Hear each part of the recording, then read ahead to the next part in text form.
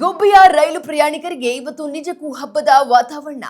ಕೇಂದ್ರ ಸಚಿವ ವಿ ಸೋಮಣ್ಣ ಅವರು ಚಾಲನೆ ನೀಡಿರೋ ಹೊಸ ಯಲಹಂಕ ಅರಸೀಕೆರೆ ಮೆಮು ರೈಲು ಇವತ್ತು ಗುಬ್ಬಿ ನಿಲ್ದಾಣಕ್ಕೆ ಬರ್ತಿದ್ದಂತೆ ಬಿಜೆಪಿ ಮುಖಂಡರು ಹಾಗೂ ಕಾರ್ಯಕರ್ತರು ಅದ್ದೂರಿಯಾಗಿ ಸ್ವಾಗತಿಸಿ ರೈಲಿಗೆ ಪೂಜೆಯನ್ನು ಸಲ್ಲಿಸಿದ್ದಾರೆ.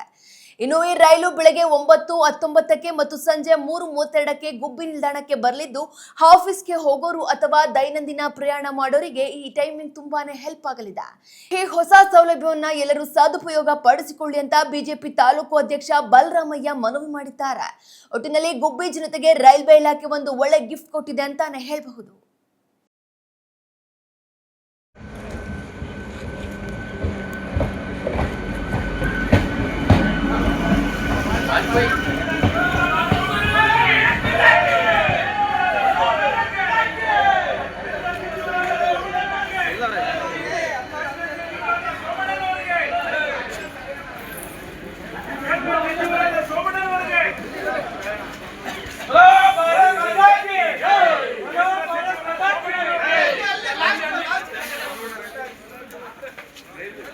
ಕೇಂದ್ರ ಸಚಿವರಾದ ಸೋಮಣ್ಣನವರಿಗೆ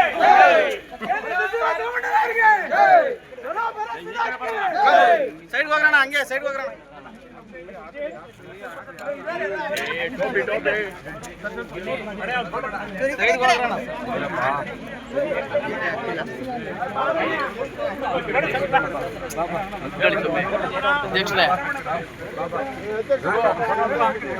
ಅಧ್ಯಕ್ಷರೇ ಇಲ್ಲಿ ನೋಡಿ,